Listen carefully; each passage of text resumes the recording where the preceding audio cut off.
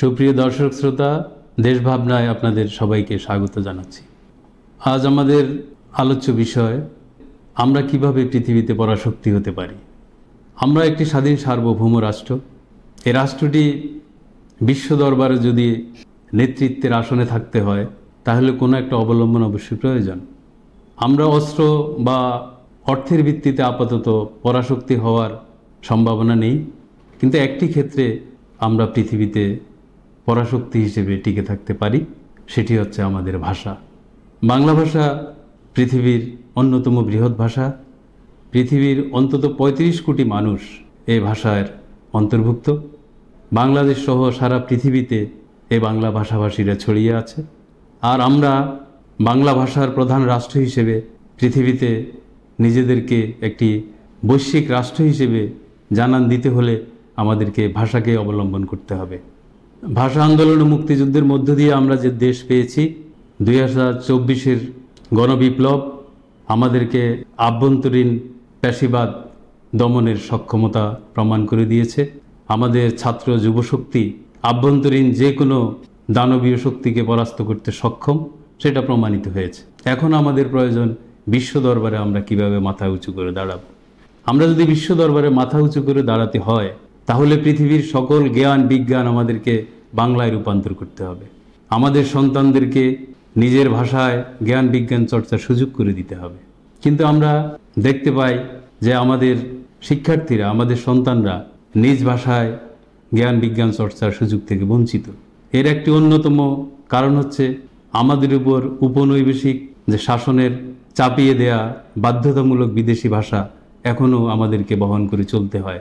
এখনও দেখা যায় আমাদের শিক্ষার্থীরা মাধ্যমিক উচ্চ মাধ্যমিক পর্যায়ে যারা ফেল করছে, তারা প্রধানত ইংরেজি মাধ্যমে ফেল করছে, এবং এই বিদেশি ভাষায় তারা ফেল করার কারণে নিজেদেরকে তারা অযোগ্য মনে করছে এবং হীনমন্যতায় ভুগছে। তারা নিজেদেরকে মেধাহীন মনে করছে। তাই আমাদেরকে যদি আমাদের সন্তানদেরকে নিজের ভাষায় জ্ঞান বিজ্ঞান চর্চার সুযোগ করে না দিতে পারি, তাহলে পৃথিবীতে আমরা জাতি হিসেবে দাঁড়াতে পারবো না। তাই আমাদের প্রয়োজন এই বাধ্যতামূলক বিদেশি ভাষা বাতিল করে আমাদের সন্তানদেরকে আমাদের ভাষায় জ্ঞান বিজ্ঞান চর্চার সুযোগ করে দেয়া। এজন্য পৃথিবীর সব জ্ঞান বিজ্ঞান বাংলা ভাষায় রূপান্তর করতে হবে। এটা রাষ্ট্রকেই পদক্ষেপ নিতে হবে। তাহলে আমরা জাতি হিসেবে একটি বৈশ্বিক জাতিতে পরিণত হতে পারব। আরেকটি বিষয় হচ্ছে, তাহলে বিশ্বের অন্যান্য বৃহৎ ভাষাভাষীদের সাথে আমাদের সংযোগ কিভাবে হবে। আমরা মনে করি যে আমাদের যদি আজকে প্রতি বছর 10,000 ইংরেজি শিক্ষিত, 10,000 হিন্দি ভাষায় পারদর্শী, 10,000 আরবি ভাষায় পারদর্শী শিক্ষার্থী দরকার, আমরা সেখানে 20,000 করে আমাদের শিক্ষার্থী তৈরি করব যারা অন্য ভাষায় পারদর্শী। তাহলে পৃথিবীতে আমাদের যে যোগাযোগ, সেটা আমরা সফলভাবেই বজায় রাখতে সক্ষম হব। কিন্তু আমরা এই বৈশ্বিক যোগাযোগের জন্য যে জনশক্তি প্রয়োজন, সেই জনশক্তি তৈরি না করে আমরা পুরো জাতির উপরে, আমাদের সব শিক্ষার্থীদের উপরে বিদেশি ভাষা চাপিয়ে রেখে মূলত আমরা আমাদের জাতিকে, আমাদের ভবিষ্যৎ প্রজন্মকে আমরা দমিয়ে রাখছি। তাই এই বাধ্যতামূলক বিদেশি ভাষা বাতিল করে আমাদের নিজের ভাষায় আমরা আমাদের যদি জাতি গঠন করতে পারি, পৃথিবীর সকল জ্ঞান বিজ্ঞান যদি আমরা নিজের ভাষায় চর্চা করতে পারি, তাহলে আমরা পৃথিবীতে একটি পরাশক্তি হিসেবে টিকে থাকতে পারি। এবং আমরা মনে করি আমাদের যে সংস্কার প্রক্রিয়া চলছে, এটার অন্যতম একটি পদ্ধতি হোক আমরা আমাদের নিজের ভাষায় আমাদের জাতি গঠন করব এবং বিশ্বে নেতৃত্ব দেওয়ার জন্য অন্যান্য ভাষায় প্রয়োজনীয় সংখ্যক আমরা জনশক্তি তৈরি করব। কিন্তু সেটা কখনোই বাধ্যতামূলক নয়। আমরা আগ্রহী শিক্ষার্থীদের মধ্য থেকে প্রয়োজনের অধিক শিক্ষার্থীকে আমরা ভিন্ন ভাষায় পারদর্শী করে তৈরি করব, যেন আমরা বিশ্বে নেতৃত্ব দিতে পারি। আমরা মনে করি নিজস্ব ভাষায় শিক্ষা থেকে কাউকে বঞ্চিত রাখার কোনো অধিকার কোনো শাসকের নেই।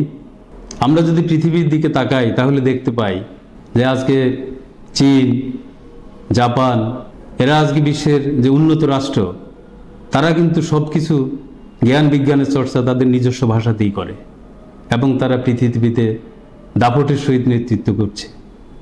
তাই আমরাও আমাদের সন্তানদেরকে নিজস্ব ভাষায় জ্ঞান অর্জনের সুযোগ করে দিতে হবে। আমরা আজকের এই প্রস্তাবনায় এই কথা বলতে পারি আসুন আমরা সবাই এই স্লোগান ধরি, বাধ্যতামূলক বিদেশি ভাষা বাতিল করতে হবে, নিজ ভাষায় জ্ঞান বিজ্ঞান চর্চার সুযোগ সার্বজনীন করতে হবে। দেশভাবনার আজকের পর্বে আমাদের সাথে থাকার জন্যে আপনাদের সবাইকে ধন্যবাদ জানিয়ে শেষ করছি।